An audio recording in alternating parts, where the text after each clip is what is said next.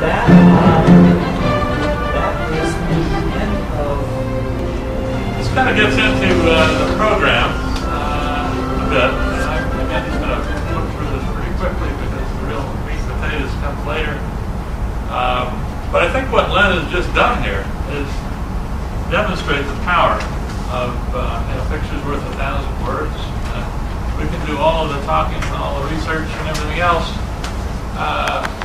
collect all this data and try to figure out themes and analytical models and build, like I tried to do, model how you value land today versus how you might be able to do it. I think I've been talking to Jaak a little bit about some of the information that he has over in the old country. That he believes loan information, sales data on houses in Netherlands, in New Amsterdam. I think the same sort of techniques that are currently being used today can be used back then. The same type of issues were there at the same place. Distance to the water, it's distance to the port, distance to the subway. All of these don't have a subway anymore, but we'll bring it up when we flip back and forth between yesterday and today. So I think a lot of I'm very excited about this from my own personal standpoint.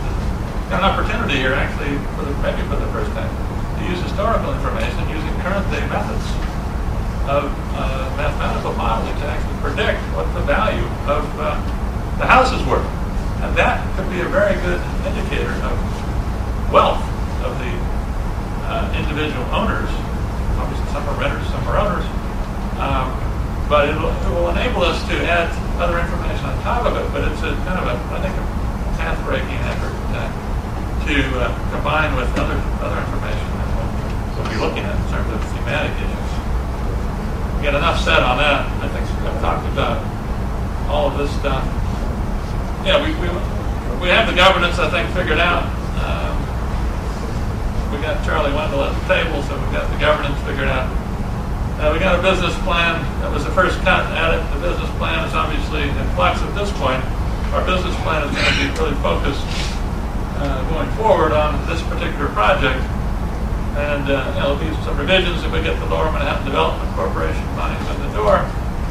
Then we're off and running potentially on a physical space. So all of this is going to be moving quickly. This is some of the visionary stuff that we had early on. I think everybody's seen this. Coming from Richard Rabinowitz. Again, mission, themes, audience, learning modes, sites, collection, media, and design. These are all factors that I was educated over the course of the last 18 months about what do you think about in terms of creating a museum. Again, we have a mission. I think I've already said, but we'll say it again. The History Center will encourage an exploration of the expansion of European commerce and the globe, around the globe. The rich geography, ecology, and natural history of this part of North America. Again, Joel has been digging in the ground. He knows a lot about this stuff. And the archaeological findings that were done when the mayor Koch sold a piece of land in the middle of the street that was public land. There was a big outcry, and developers wanted to start. And I think the historic preservation people said, hey, wait a minute. You're talking about our land, our soil. There's something underneath there. Let's find out what's there before you start building a high-rise office building. And that really started it going, I think, in this whole area. Got everybody excited. The cultures and lifeways of Native American peoples and their relationship with newcomers from Europe and Africa. Again, these were themes that Richard Rabinowitz, I think, thinking about where we should be going. This came right out of the first visionary workshop held in December of 2004, maybe 2005. Anyway, we're off and running. The politics and economics of colonial development in the 17th century. This is all part of what the History Center is supposed to be about. The impact of the Netherlands on the development of American society, law, politics, and culture. Pretty broad, but I think we're going to be able, through our thematic studies, to be able to get into this stuff.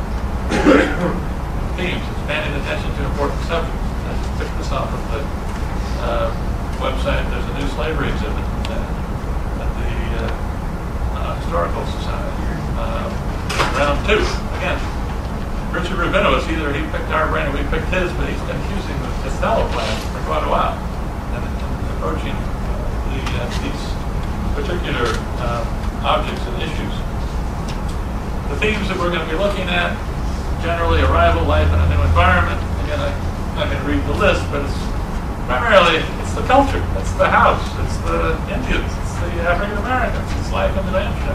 What does it all mean? How do we describe it? Well, hopefully, through these digital methodologies, looking on a ship, we'll get the manifest.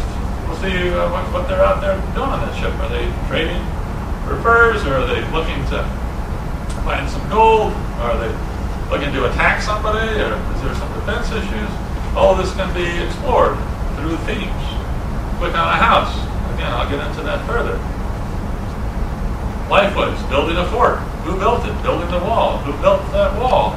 Transportation, clothing, governance, harvesting crops, making a meal. If you go back to our themes, we're looking to get these themes defined in a way that are measurable and accurate. And again, this is getting into the issues of New Amsterdam society and culture. Huguenots, Jews, stages of development. It didn't all start at once. It started small and it built. It was urban form. It's the development of ultimately New York City as it is today. It used to be a village. Where are we today? Who gained, who lost in the land monopoly? The fighting, the land grants, all of this. Who's the winner, who's the loser? The Dutch household. Again, this will focus down into the level of the home itself. Pulling the themes, click on a house. Who lived there? What was he employed at, or she, whatever? Who owned that house? Was it rented? Was it for investment? Was it to live in? What did they grow in the garden? What did they build? What did they eat? All of this can be figured out. New technologies will make this learning process very, very powerful, I believe. From Amsterdam to New Amsterdam. We've already got the connection. We're going to fill the stream with information. History Center will deal with issues of scale. That's what we've been talking about today. Costello plan again. What a good start. Who's the audience? Well, in our initial visioning, we talked about educational outreach, electronic field trips, study visits, walking tours, internships, public forums. This was all figured out maybe a couple of years ago. We're on a work plan path. We're part way down the path. We've got a lot of ways to go, but I think we've got to start. An exhibit gallery, a reading room on Dutch colonial history, with a bookstore, a coffee house, serving Dutch cuisine. Been talking about this for a long time. Let's get it done.